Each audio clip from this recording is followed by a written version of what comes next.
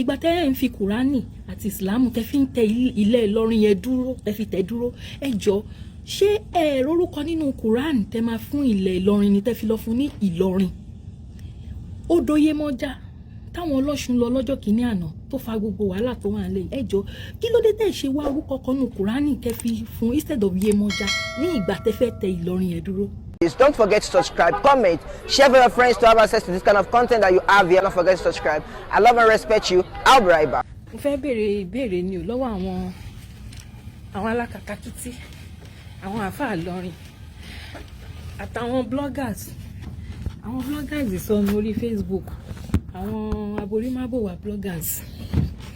Tó máa ṣẹnu pépépépépépépé máa rò pé gbogbo bá ṣe ń ṣẹnu tán sọ òyìnbó yẹn fake òyìnbó ló ń sọ òyìnbó wọn correct ẹ má lọ fọ́ fún àwọn òyìnbó òṣì tán sọ tẹ bá da àwọn òyìnbó yẹn sílẹ̀ tẹ bá ń gbọ́ grammatical error ó pọ̀ ńbẹ̀ bàjẹ́ bọ̀tọ́ máa ń lo kàrámọ̀ fún yín wọ́n máa ṣe wọ́n máa wé àwọn aborímábòwà ṣàtìmọ̀ wọn. Wọ́n ní kùránì àti wọ́n ní kùránì àti ìsìlámù wọ́n ní wọ́n fi tẹ ìlú Ìlọrin dúró. Ṣóyé yín ẹ jọ ẹ bá mi ṣe ẹ̀ṣọ́ yìí kó ba lè kàn wọ́n. Mo kí gbogbo yín tẹ̀ ń wò mí o ẹ ṣé o ẹ̀yin tẹ̀ ń tẹ love ẹ jọ ẹ bá mi máa tẹ love and like ẹ jẹ́ kó dọ́dọ̀ wọn mo fẹ́ kó dọ́dọ̀ wọn bóyá máa rí èsì sí because àwọn people yìí ti ń lórí àwọn èèyàn ti pẹ́ the way tí wọ́n ṣe máa ń sọ̀rọ̀ wọ́n máa ń sọ̀rọ̀ bí ẹni pé àwọn táwọn ń bá sọ̀rọ̀ lọ́pọlọ. That's the way they talk. Wọ́n máa ń sọ̀rọ̀ bí ẹni pé àwọn táwọn ń bá sọ̀rọ̀ bí ẹni pé wọn ò ní ọpọlọ bí ẹni pé wọn ò ní brain tí wọ́n ń lò because báwo lẹ ṣe máa sọ wípé Islam àti Kùránì lẹ fi tẹ Ìlọrin dúró? Now èmi wá fẹ́ bẹ̀rẹ̀ mọ̀ pé question mo fẹ́ bẹ̀rẹ̀ òde fàjà good day my sister good day my uncle Prince Michael. Yes, don't show your face. I'm online. I'm coming. Okay. Give me 5 minutes. Okay. Until I'm in office. So, give me 5 minutes, okay? Yes, I'll bring it for you now. So, inspiration echo and I couldn't hold it. It's already mo ṣe ní sáré wá online. Ma lọ́nsìn. So, wọ́n ní pé Ìsìlámù àti Quran òun ló fi tẹ ilẹ̀ Ìlọrin dúró, àbí? Ẹ wá bá ń bi wọ́n pé ìgbà tí wọ́n fẹ́ tẹ Ìlọrin yẹn dúró pẹ̀lú Ìsìlámù àti Quran yẹn ṣé orí wọn yí ni àbí wọ́n ya wèrè tí wọ́n fi pè ní Ìlọrin? Because mo ti try sí oríṣiríṣi research pé bóyá Ìlọrin yẹn bóyá èdè Lárúbáwá gan ni bóyá èdè yẹn bóyá ó tẹ̀ wà nínú Kùránì because ó sọ pé Kùránì ló fi tẹ ilẹ̀ Ìlọrin yẹn dúró àbí so mo ti try ìgbà tó sọ pé Kùránì ni wọ́n fi tẹ ilẹ̀ Ìlọrin yẹn dúró ṣé ìgbà tí wọ́n ń tẹ̀ wọ́n rórúkọ tó wà nínú Kùránì láti fi fún ilẹ̀ Ìlọrin ni àbí orí wọn ò pé ń gbà yẹn because ẹ mọ̀ pé kíní wèrè tó máa ń rose sórí ẹ kíní aṣọ bíi 20 yards yẹ ẹ mọ̀ pé ó máa ń affect ọpọlọ wọn so that tẹ bá ń gbọ́ wọn tó bá ń sọ̀rọ̀ ń gbà mí ẹ máa rí pé ọ̀rọ̀ wọn ò kí make sense so ẹ bá ń bi wọn o ẹ bá ń ṣe ẹ so that wọ́n máa lè rí ìgbà tẹ́ ẹ̀ ń fi Kùránì àti Ìsìlámù tẹ́ fi ń tẹ ilẹ̀ Ìlọrin yẹn dúró tẹ́ fi tẹ̀ dúró ẹ jọ ṣé ẹ rórúkọ nínú Kùránì tẹ́ máa fún ilẹ̀ Ìlọrin ni tẹ́ fi lọ fún ní Ìlọrin?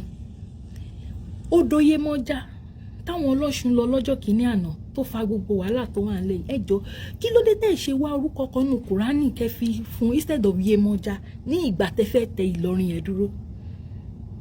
Ṣé ti rí pé orí àwọn pípù yóò pé ẹ ti rí pé àwọn Fúlàní àwọn ló fẹ́ gba ilẹ̀ Yorùbá mọ́ wa lọ́wọ́ báyìí in the name of Islam and Quran. Ló ṣe sọ pé Quran àti Islam ló fi tẹ Ìlọrin dúró. For your information, ladies and gentlemen, ẹ̀yin bàbá mi ẹ̀yin ìyá mi tẹ́ ń wò mí. Ó lè làwọn people yìí o. Ẹ máa rí pé wọ́n ní lè give answer o. Tọ́n bá dẹ̀ máa give answer gan ẹni tó bá lọ́pọlọ tẹ́ bá ń gbọ́ answer wọn gan máa wò pé ṣé lè make sense. Because èmi ò rí ibi tí wọ́n ti máa okay ṣé ibi kankan wà ní Mecca tí wọ́n tẹ̀dó ní Mecca tó ń jórúkọ Yorùbá? Kò sí.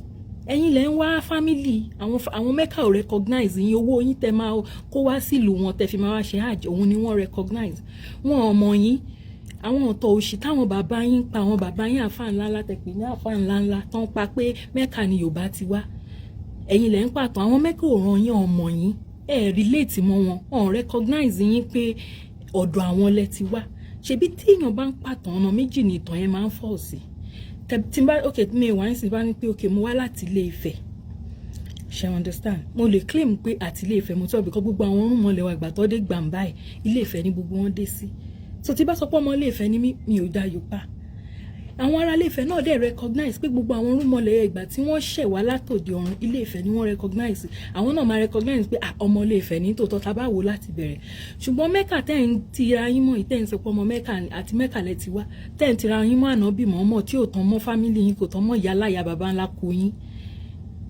àwọn ò mọ̀ yín rí o ìgbà tẹ́ wá fi Kùránì yẹ àti Ìsìlámù yẹ tẹ́ fi tẹ ilẹ̀ Mẹ́kà yẹ dúró tẹ́ fi tẹ ilẹ̀ Ìlọrin dúró ọpọlọ yín wá sọ fún yín pé orúkọ tó wà nínú Quran àbí orúkọ Ìsìlámù kan ló yẹ kẹ́ ẹ lò ẹ tún wá lò títí ẹ tún lo Yemọja tó jẹ́ pé òrìṣà títí ìkan lára àwọn orúnmọlẹ̀ ti wá ní ìyá wa ní Yemọja ẹ wá gbàgbé ẹ lo Aisha àbí ẹ lo Amina ẹ lórúkọ àwọn orúkọ wọn yẹn orúkọ Yemọja lẹ wá lò ṣé tí rí pọpọlọ yín ò pé mi blame yín ní business pẹ̀lú yín because ẹ̀yin fúnra yín mọ̀ pé onírọ́ ni gbogbo yín ẹ̀yin àfáà burúkú ẹ̀yin oníjàgídíjàgbọ̀ ẹ̀yin olóṣù kàwèrè ẹ mọ̀ pé olè ni yín olè owó tẹ máa jẹ àwọn tí wọ́n tẹ̀lé yín gọ̀gọ̀ àwọn ni mò ń throw question yín sí kọ́ bí yín fúnra ara wọn bóyá ẹ̀yin fúnra yín máa rí answer tó make sense ọ máa rí fún wọn àwọn ọ̀dẹ̀ tó ń tẹ̀lé yín gọ̀ọ̀gọ̀ tí wọ́n lo brain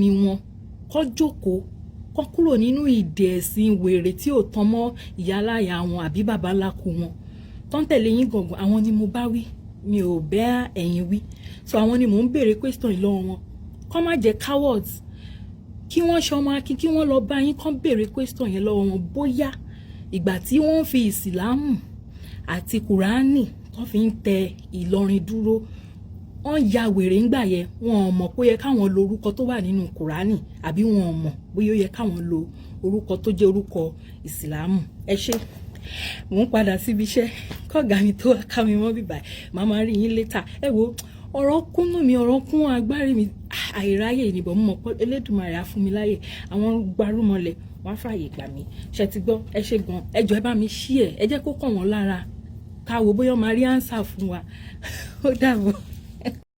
This is O훠DUA TV Watch. Don't forget to subscribe, comment your opinion, like, comment and share so that other people can get access to what you enjoy on our channel. Thank you. We love you.